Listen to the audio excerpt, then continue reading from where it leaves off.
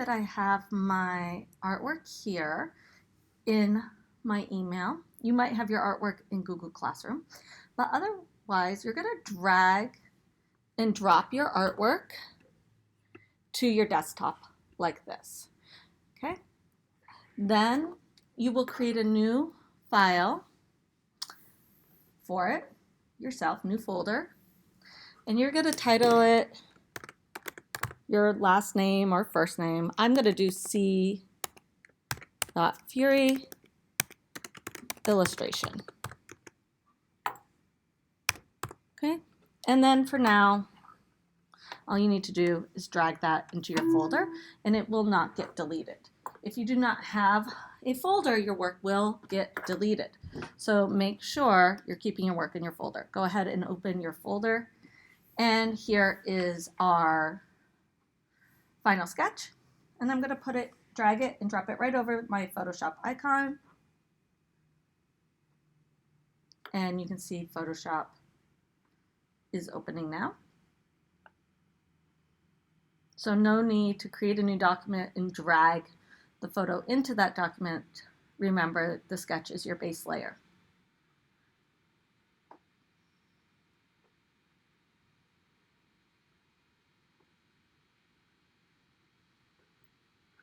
For some reason,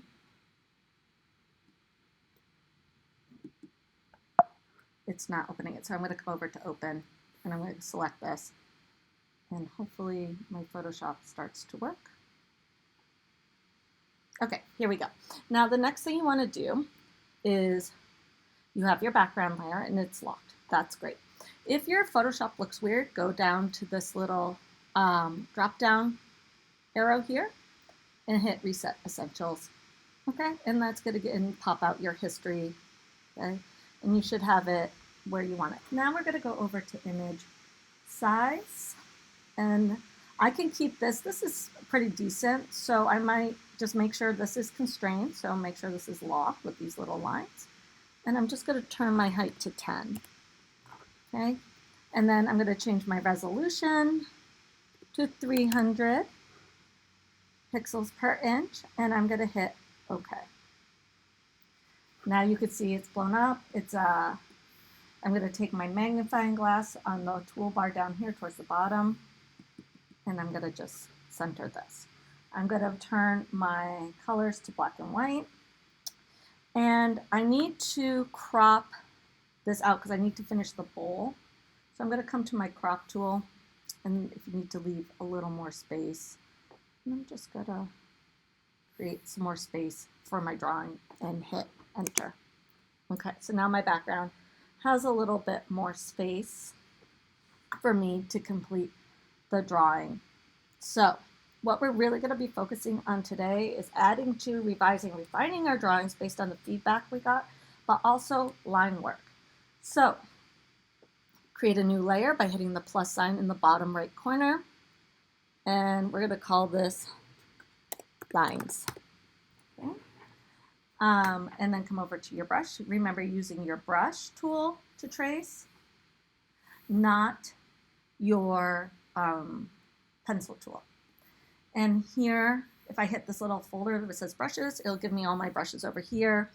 Things you can see is choosing brushes and then also adjusting them, changing their spacing, their hardness, their size. So you could really make sure that you're having that, and make sure your smoothing is checked and locked. You always want to have the option to smooth. So I have my smoothing set at 24%. I like to keep it between 25 and 30% when tracing. And I'm going to come over here, and my cat is scraggly. So I really want to think about what kind of line texture could feel scraggly. So I'm going to try this one out. Come over here. That's what it looks like. I'm going to take the size up a little bit, maybe space it a little bit. So I'm playing with it, and I'm going to try it right here.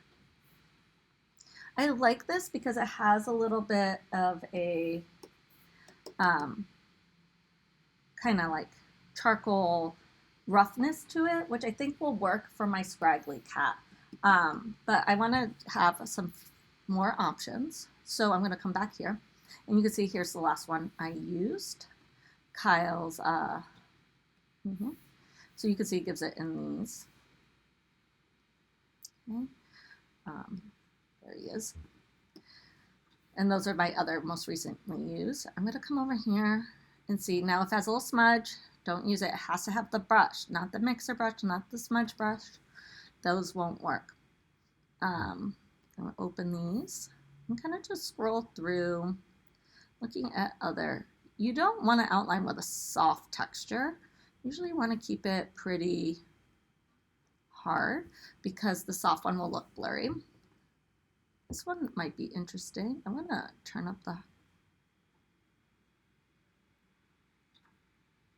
turn down the softness there, and then size. Let me see.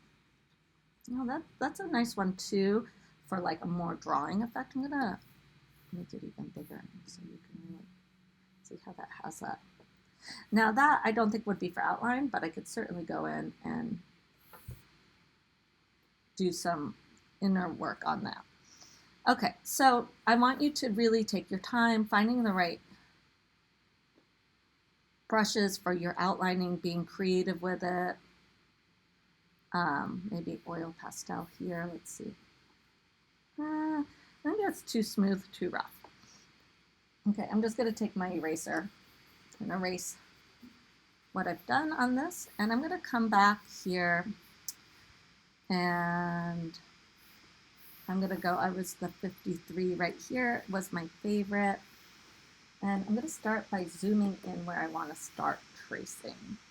Your trace layer is going to always be at the top, and you can do everything on one layer here. And I'm gonna have to adjust the size a little bit as I go, my smoothing. I could turn my flow up a little bit, my smoothing up just a little bit. And I'm gonna practice. Do I like that size? Feels pretty good, and the smoothing feels good. Go back in my history. Okay, so I'm going to turn this down just a little. Remember that maybe this is just for my outline, and my nose lines, my eye lines, they probably won't be so rough because they're not fur. So think about what you're tracing, where it's going, and as you're tracing, really think about where do you need the line to be continuous, meaning it connects, and where can you play with it. Now, I'm not loving the angle of my brush, so I'm going to go back. I could just erase it with my eraser by turning my pen upside down. I'm going to change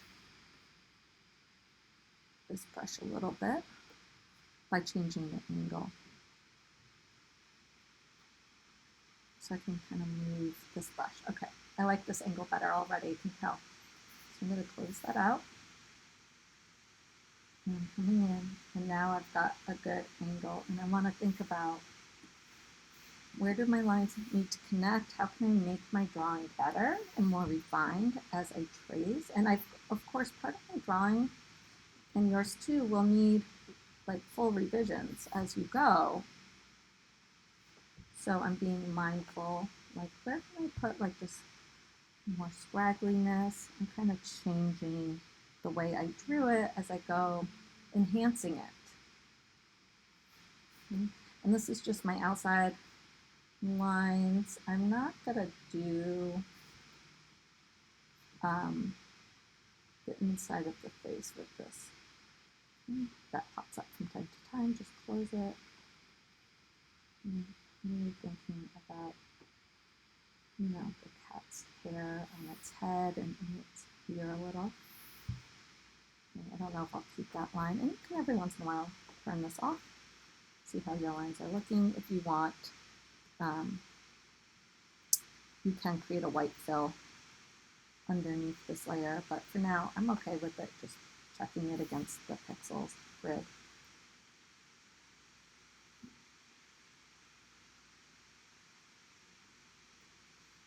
Okay.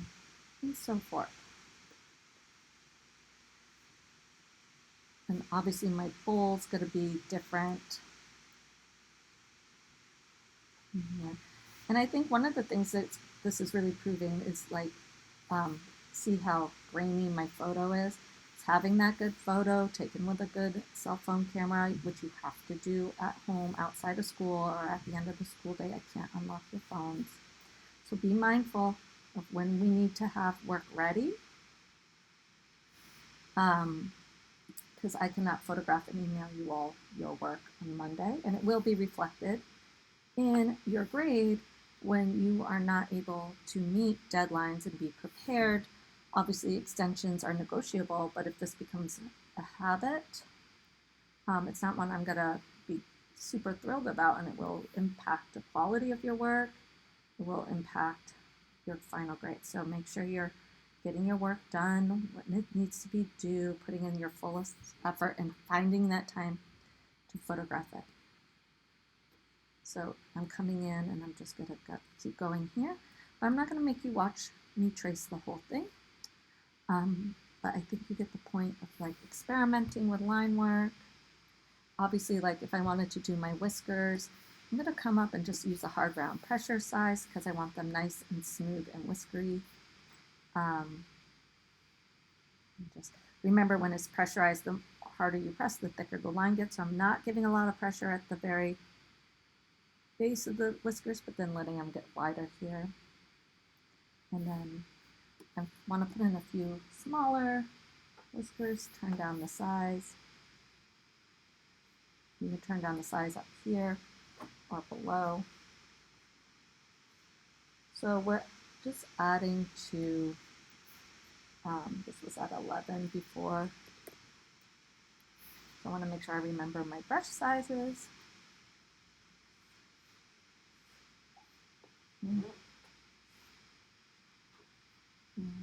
One more whisker there. I like how his whiskers are going in different directions. I think I could do the nose in the same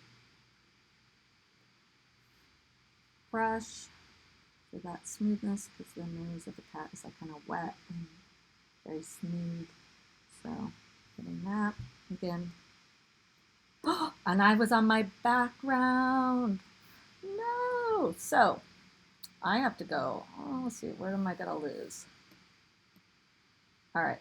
So I'm going to have to redo all of that because I wasn't on my background, you guys. Let this be a lesson learned. And with that being said, I'm going to leave you with my mistake. I'm going to continue working on this, but I don't want to make this demo video super long for you. But I think it's good for you to see me. It's been a while since I used Photoshop, and of course, I'm making those classic Photoshop mistakes as I'm talking and not focusing on where I am in my layers. I'm making that mistake. So learn from my mistakes. This is a time to explore and experiment with brushes. Try out lots of different ones. Don't be afraid to trace like the whole head and realize, hey, this brush is not for me. Think about thickness. Like if I really wanted to, I could come up here. There's 53. I can make one side of my character like way, look at how thick that brush is. You know, do you need a really thick line? Do you need a thin line? Do you need what kind of texture is going to best suit your character? Really think about these things because a lot of the personality of the drawing comes through your use of line. All right, guys, I'm excited to see what you do and how creative you can get with just using line, tracing, applying, and revising your drawings directly into Photoshop.